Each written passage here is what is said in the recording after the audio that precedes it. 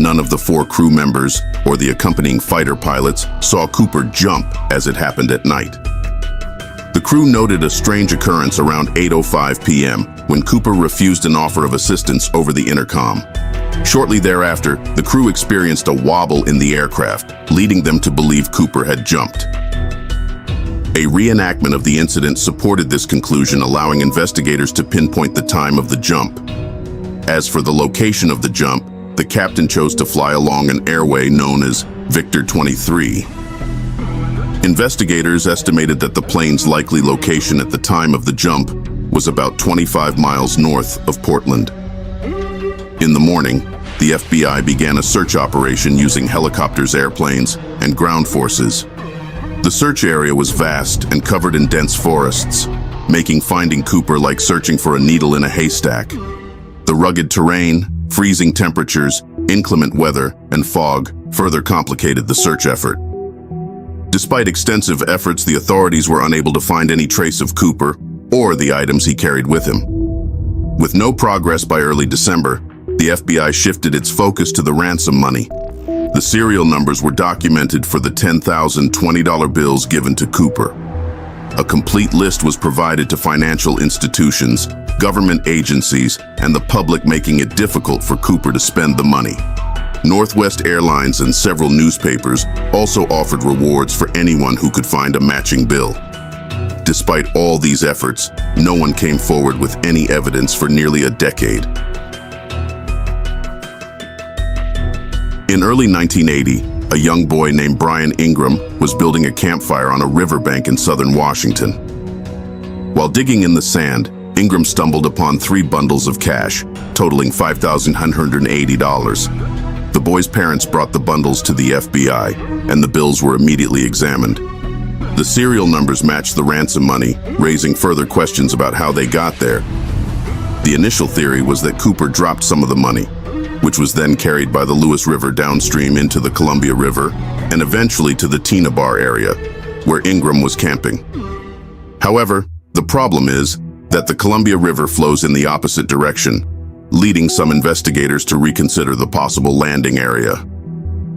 Some investigators have suggested that the landing zone was further southeast, near the Washougal River, which could allow the money to reach Tina Bar, albeit unlikely. There is also the possibility that the bundles of cash landed directly on the Tina Bar bank if the flight path was slightly further west.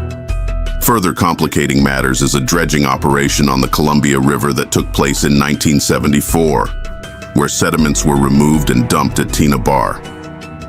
According to one analysis, the money was found above this layer of sediment, implying that the money arrived there after 1974. But upon closer inspection, it was determined that the layer was entirely natural.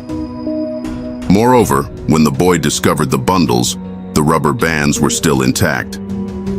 This is significant because experiments have shown that these bands do not withstand exposure to the elements for more than a year. Therefore, the money must have been buried on the shore within a year. The most likely explanation seems to be that Cooper or someone else deliberately buried the money at Tina Bar.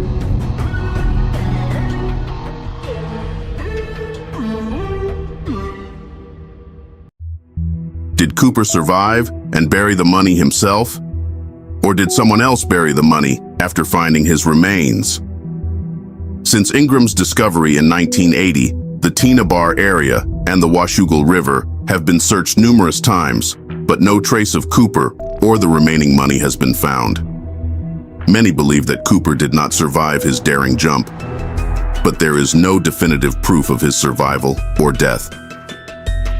When Cooper jumped into the darkness, Flight 305 was passing through a severe, cold rainstorm at approximately 170 knots and an altitude of 10,000 feet.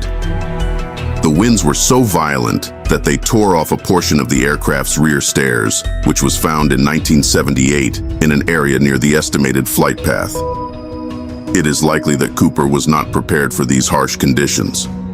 The ground below him was covered in clouds, meaning he jumped without knowing his exact location. Even if he could see the ground, The parachute he chose was not steerable, making him unable to guide his descent towards a specific landing point or coordinate with an accomplice on the ground. Some believe that Cooper was skilled in skydiving, but requested 2 sets of parachutes, primary and reserve, to make the authorities believe he intended to take a hostage with him.